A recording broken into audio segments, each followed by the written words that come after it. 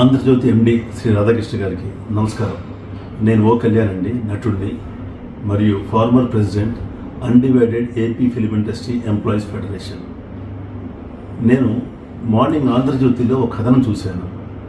మహి వి రాఘవ అనే director hostel hills Madanapalle రాయలసీమలో 2 ఎకరాలు ల్యాండ్ గవర్నమెంట్ కోరినట్టు అక్కడ ఆంధ్రప్రదేశ్ గవర్నమెంట్ని, అది తప్పుగా అని మీరు విపక్షాలు తప్పు జరిగింది, వాళ్ళు ఇవ్వబోవటం తప్పు, ఇంకా జీవో కూడా రాలేదని చెప్పారు. అలాగే మిమ్మల్ని క్వశ్చన్ అడుగుతున్నాను రాధాకృష్ణ గారు. ఇక్కడ అప్పుడు ఉమ్మడి ఆంధ్రప్రదేశ్లో ఇక్కడ ఫిలిం ఇండస్ట్రీ డెవలప్ చేయడం కోసం అక్కడి నుంచి చెన్నై నుంచి హైదరాబాద్కి అఖిలేష్ నాగేశ్వరరావు గారు, రామారావు గారు వచ్చి ఇక్కడ నాగేశ్వరరావు గారికి 14 acres స్టూడియో గవర్నమెంట్ ఒక రీజనబుల్ రేట్కి, ఒక సబ్సిడీ రేట్కి ఇవ్వడం జరిగింది. అలాగే ఎన్టీ రామారావు గారు స్టూడియోస్ కట్టారు కదా.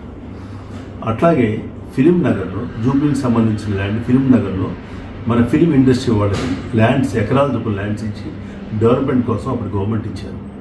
అలాగే పద్మాలయ స్టూడియో, రామారాయుడు గారి స్టూడియో, ఆ పక్కన జూబ్లీస్లో 5 acres ఏసీఎస్కి, ఆనంద్ సినీ సర్వీస్కి 5 acres ఇవ్వటం జరిగింది. ఇక్కడ డెవలప్మెంట్ కావాలి తెలుగు ఫిలిం ఇండస్ట్రీకి.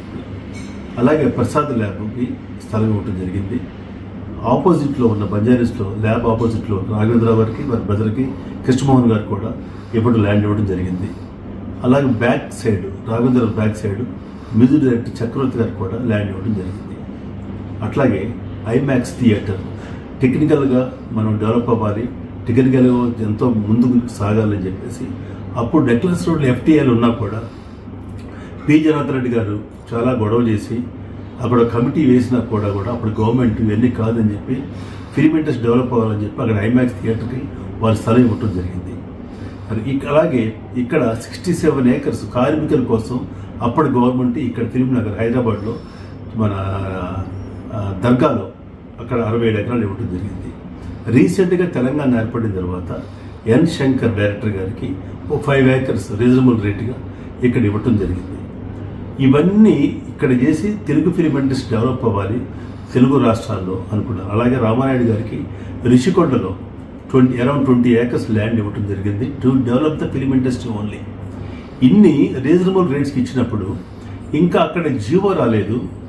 మీరే చెప్పారు జీవో రాలేదు. అక్కడ హాస్టల్స్కి 2 acres సంతార్పం అన్నాడు. సంతార్పణం అంటే ఫ్రీగా ఇచ్చేసినట్టండి. ఫ్రీగా అసలు జీవో రావాలి. జీవోలో ఏముంది, ఎంత రేట్ ఫిక్స్ చేశారు, దేనికి ఇస్తున్నారు, అతను ఇల్లు కట్టుకోవడానికి ఇస్తున్నారా లేకపోతే స్టూడియోకి ఇస్తున్నారా, కొంచెం ఆలోచించాలి కదా. అలాగే ఇక్కడ ఇవన్నీ మీరు ఒప్పు అనుకున్నప్పుడు అది కూడా మీరు ఒప్పుకోవాలి కదా.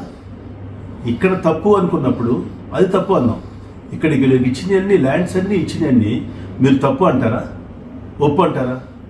ఇది మీరు తెలుగు ప్రజలకు చెప్పాల్సిన అవసరం మీకు ఉందండి కంపల్సరీగా. ఒక 2 acres కోసం మీరు గోలగోలు చేసి మీరు ఆంధ్రప్రదేశ్లో కథనం చేశారు కదా.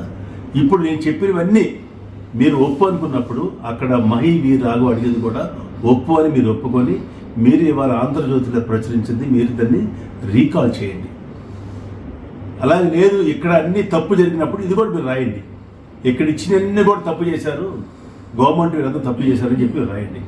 అలాగే ఇక్కడ కొంతమంది డైరెక్టర్స్ కానీ నిర్మాతలు కానీ కొన్ని రాజకీయ పార్టీల్లో ఉండి వారికి కూడా ల్యాండ్లు వచ్చినాయి కదా. ల్యాండ్స్ వచ్చినప్పుడు తప్పు పడతామని అనండి, ఎవరిష్టం వాళ్ళది. ఇక్కడ అల్టిమేట్గా ఏంటంటే తెలుగు ఫిలిం ఇండస్ట్రీ మన 2 రాష్ట్రాలు డెవలప్ కావాలి. అప్పట్లో ఆంధ్రప్రదేశ్, ఇప్పుడు తెలుగు రాష్ట్రాలు డెవలప్ కావాలి. డెవలప్ అవ్వాలండి. అక్కడ ఆంధ్ర డెవలప్ అవ్వాలి, ఇక్కడ తెలంగాణ డెవలప్ అవ్వాలి. దయచేసి మీరు ఒక్కసారి ఆలోచించి మీరు ఇవాళ రాసిన కథనం మీరు రాసింది కరెక్ట్ అనుకుంటే ఇక్కడ ఇచ్చిన తెలంగాణలో ఉన్న భూములన్నీ తప్పు అని మీరు రాయండి. లేదంటే ఇది ఒప్పు అని రాయండి. అక్కడ మహి వి రాఘవ ఒప్పు అని రాయండి. థ్యాంక్ యూ అండి. నమస్కారం. ఓ కళ్యాణ్.